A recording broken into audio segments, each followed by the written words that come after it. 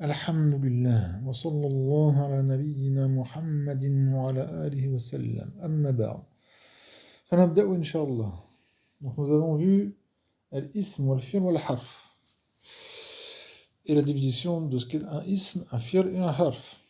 Le harf, on avait vu, excusez-moi, la définition du ism et du fi'l, d'accord, comme le ism kitab, kitabun, al-kitabu, et le fi'l misl kataba. On a vu quelles sont les indications, quelles sont les astuces pour reconnaître qu'un mot, qu'un kalima, c'est un ism ou un fi'l. Maintenant, on va étudier al-harf, la troisième catégorie des mots, al-kalimat, sont soit donc un ism, un fi'l ou un harf. Maintenant, un harf. Al-harf, kalimat, donc c'est un mot, لا يظهر معناها إلا بعد اتصالها بكلمات أخرى. C'est un mot donc dont son sens n'apparaît pas, sauf après que après que ce mot se soit attaché à un autre mot, kalimatin ukhra, et donc là son sens apparaît. Alors, hal, qui est un harf istifham, donc harf d'interrogation, qui veut dire est-ce que, hal dhahabta ila Paris, est-ce que tu es allé à Paris, par exemple. Fi, qui peut avoir plusieurs sens, qui peut avoir à l'intérieur ou au-dessus. Quand le prophète sallallahu alayhi wa sallam il dit Irhamu man fil ard. Irhamu man fi al-ard. Faites miséricorde, faites rahma, irhamu. Donc il nous demande à ce qu'on fasse rahma, parce que l'être humain aussi peut faire rahma, mais c'est pas la même rahma, bien sûr, qu'Allah azza wa jal. Donc de faire miséricorde. Irhamu man, à qui, fi al-ard, dans la terre. Si on prend le sens fi dans le sens à l'intérieur, ça veut dire qu'on doit faire miséricorde à ceux qui sont dans la terre. Donc qu'est-ce qui est dans la terre? Ce sont les vers de terre, c'est ceux qui vont dans la terre, mais non. Ce sont les fi dans le sens au-dessus, qui sont au-dessus de la terre. Dans Sahih Muslim, donc c'est indiqué Sahih dans Sahih Muslim, le prophète sallallahu alayhi wa sallam a demandé à une femme, donc une femme esclave, dont son maître l'avait frappé injustement, et qui voulait expier ce péché. Et le prophète, sallallahu alayhi wa sallam, lui a demandé, lui a dit, Tinibiha, viens à moi avec elle.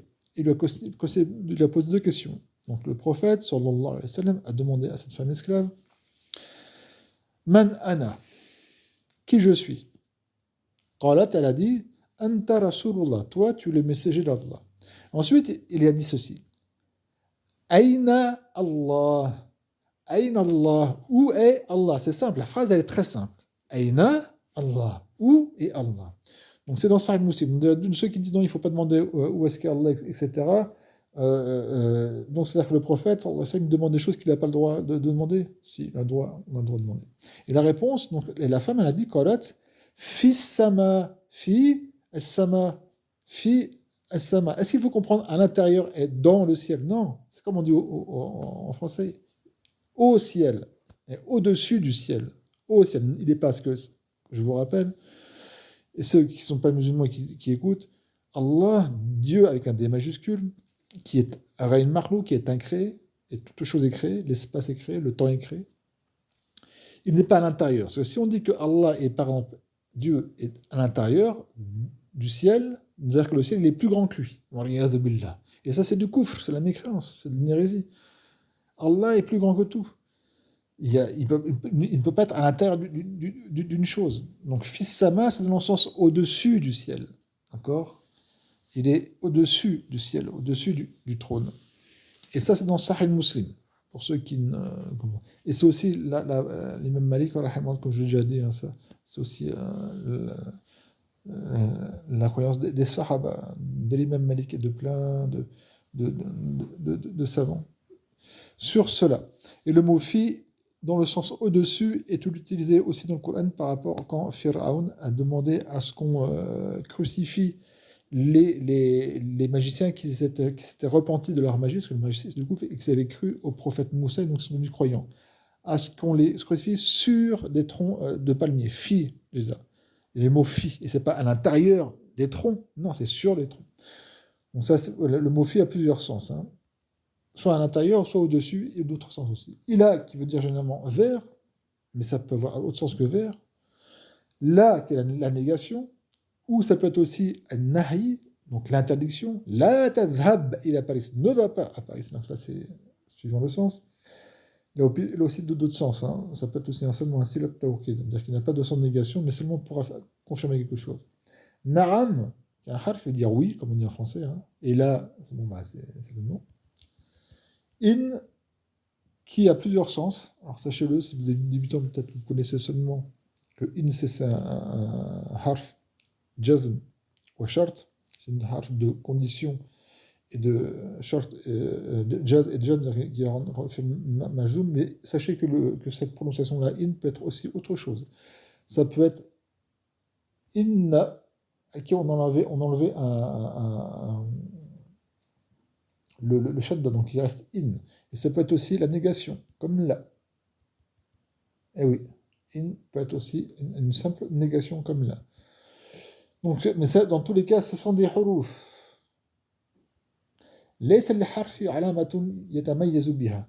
La Cheikha a dit, ça c'est la négation, bien sûr. On l'a vu, ça part des akhawat kana. Il n'y a pas pour le harf d'indication par lequel il va se distinguer. C'est-à-dire, comme je l'avais dit la dernière fois, on reconnaît un ism quand il y a un mot. Par exemple, le mot Qobl, quand on est débutant, des fois on ne sait pas si certains mots, si c'est un ism ou si c'est un harf. Des fois on hésite entre un ism, un harf ou un fi'l. Comme le mot Qobl, quand on est débutant, par exemple, le mot ala, qui veut dire dessus, sur, c'est un harf. D'accord? Le mot Qobl, c'est un harf, c'est un ism ou c'est un fi'l. Des fois, parce qu'on va faire une analogie par rapport au sens. Ala, c'est sûr, donc avant, ils sont que c'est un harf, donc Qob, c'est avant, donc ça doit être un harf. On fait des fois des analogies comme ça et on se trompe. Qob, c'est pas un harf, c'est un ism. La preuve. On ne peut pas mettre de alif lam al-qobl. Al-qobl, al-kuboul, ça existe, mais al-qobl, à ce que je sais, on ne peut pas dire al-qobl. Mais il y a d'autres astuces. Comme je l'avais dit, un ism peut avoir un harf jar devant lui. Pas un harf tout court, mais un harf jar. Et quand il y a un harf jar, comme par exemple min, devant un kalima, obligatoirement, c'est que ce kalima, c'est un ism. Je peux dire min qabl et an takum adhab. Avant que tu te mettes debout, je m'en vais. Min qabli an takum. Et donc, étant donné que min, il rentre sur ce kalima, on dit que donc ce qabl, c'est un ism. En plus, min qabli an takum, il devient majrour. Le fait qu'il soit majrour, c'est aussi une indication du ism. Donc, on a cette indication-là. On a vu pour le fi'l les indications. Et un harf, donc la troisième catégorie, le harf, il n'accepte aucune. C'est comme on sait qu'un kalima, un mot, c'est un harf. C'est quand ce mot-là, ce kalima-là,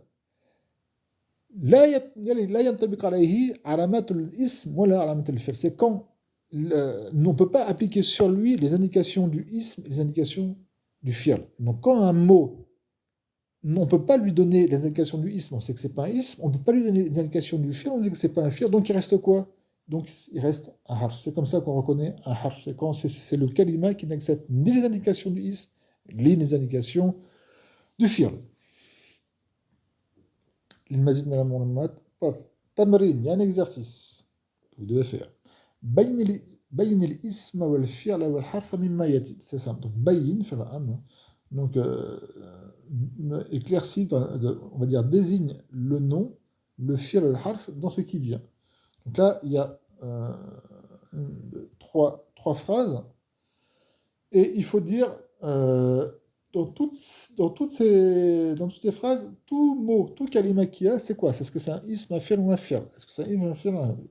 Par exemple, simple, parce qu'on a vu, il a, par exemple, c'est un harf. Vous avez que ça à faire. Je vous donne seulement la traduction au cas où vous ne croyez pas.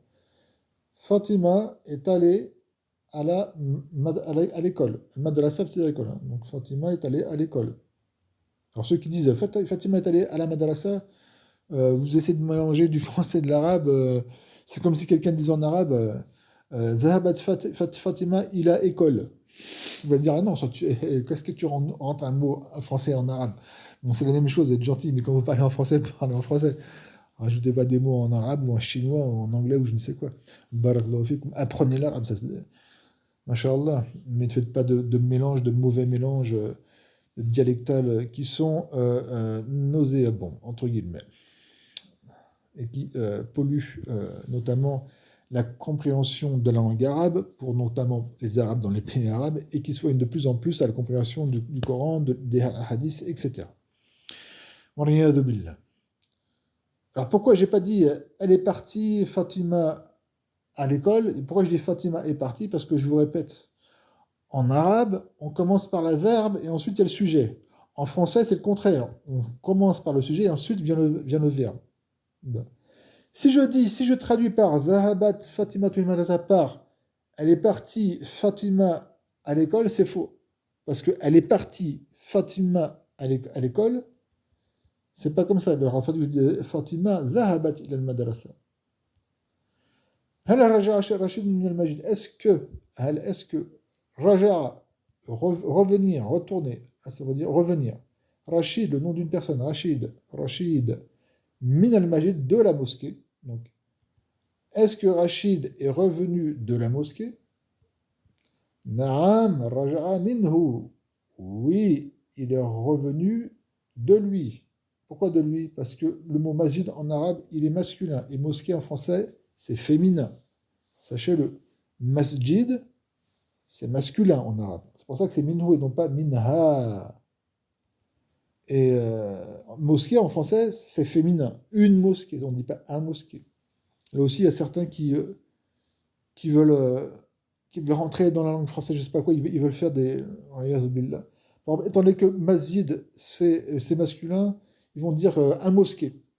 Parce qu'ils veulent absolument mettre la famille, parce que masjid en arabe, comment dire, c'est masculin. Alors le mot mosquée, non, il faut le mettre, le mettre en masculin. Faut pas dire une mosquée ou un mosquée. Ils font des complications comme ça qui est absurde. Qui est absurde. Je vais vous donner un exemple pourquoi c'est absurde. Pourquoi des mots, c'est pas seulement même en langue anglaise, en anglais, en français, ou en allemand ou en quoi, des fois il y a des mots qui sont féminins, alors que dans une autre langue, c'est masculin. C'est pas pour insulter l'autre langue ou quoi, ce sont des caractéristiques. D'accord? C'est comme ça. Vous allez, si vous entendez l'anglais, vous allez voir qu'il y a des mots en anglais qui sont féminins, alors qu'en français, ils sont masculins. Et inversement. Donc, c'est pas une bataille, entre guillemets, entre le français et l'arabe, etc., ou les koufars et autres. C'est pas ça n'a rien à voir du tout. Sortez de votre délire de persécution et autres. Je vais vous donner un exemple. Le mot Shams, ça veut dire quoi? Ça veut dire soleil. Et Shams, c'est le soleil. Or, le mot Shams en arabe, il est féminin, c'est une soleil. On ne va pas dire. Ah, il faut plus dire Shams, un soleil, il faut dire une soleil, parce qu'en arabe, le mot Shams, il est féminin. Le mot Shams, il est féminin, c'est un mot féminin en arabe. Je vais dire par exemple, Shams, talarat, et non pas talara. Talarat, il est féminin. Dans le Coran, vous verrez que le mot Shams est toujours conjugué au féminin. Et à l'inversement, enfin, pas l'inversement, mais l'autre astre, qui est Al-Qamar, la lune, Al-Qamar, eh bien, en arabe, on dit la lune, alors que le mot Qamar en arabe, c'est masculin. Donc, on ne va pas dire le lune, parce qu'en arabe, c'est masculin. Allez, on regarde dans le Coran, le mot Al-Qamar, il est toujours composé en masculin. Je veux dire, Al-Qamar, allez, Tala'a, comme le verbe. Hop, et t'as pas, je ne vais pas dire Tala'at. Je continue, Inch'Allah. Parce qu'il y en a qui aiment bien mettre des problèmes partout, alors qu'il n'y a pas de problème, et on les oublie. Enfin bon, bref. Ah, Nakira, on va voir combien de temps. Oh, bah, je vais m'arrêter ici, Inch'Allah. Barakallahu fikoum. On fera le cours prochain, Inch'Allah, donc la correction, et on rentrera de ce qui est Nakira ou Marifa, l'indéfini et le défini. Juste une petite approche. L'indéfini, c'est quoi? C'est quelque chose qui n'est pas défini, qui est indéfini, qui n'est pas défini, c'est-à-dire qui s'applique à tout. Si je dis par exemple, Ra'aytu, excusez-moi, il y a un hamza, et tout, Rajulan, mais de toute façon, c'est ça qui nous a. rajulan. Excusez-moi pour le ra'aytu. Ra'aytu rajulan, qui veut dire j'ai vu un homme. Le mot un homme, ici, rajulan, il est nakira, il est indéfini. Pourquoi? Parce que quand je vous parle et je vous dis ra'aytu rajulan, j'ai vu un homme. Au moment que je dis j'ai vu un homme, ce mot-là s'applique à tout ce qui est sur terre et qui s'appelle homme, de n'importe quelle race, de n'importe quel âge, de n'importe quel pays, qui soit malade, qui soit en bonne santé, qui soit musulman, qui soit chrétien, qui soit ce que vous voulez, le mot rajulan, il s'applique à tout individu à qui le mot rajul, ça peut s'appliquer. Donc il est indéfini, c'est vraiment vague, vous ne pouvez pas savoir c'est quel homme. Maintenant, je vais dire ra'aytu rajula. J'ai vu l'homme, je vous parle à vous, et je vous dis j'ai vu l'homme. Au moment que je dis j'ai vu l'homme, le alif ou lam qui correspond à le, par exemple en arabe, en français, j'ai vu l'homme, enfin L apostrophe, c'est un homme qui est connu entre moi et vous. C'est-à-dire qu'on parle d'une personne, par exemple, vous allez me dire que vous avez vu un individu shorsan, d'accord? Shorsan, un individu rentrer à la mosquée, et moi je vais dire, juste après, Raïtu Rajula, j'ai vu l'homme. Et pourquoi? Parce que ce moment, il est défini, et il est marifa, il est défini. C'est-à-dire que quand je vous parle, vous qui m'entendez, vous savez de quel homme, de quel Rajul je parle. Donc il est défini. On continuera au prochain cours, bi'iznillahi ta'ala. Barakallahu fikum, subhanakallahumma wa bihamdik, la ilaha illa ant, astaghfiruka wa atubu ilayk.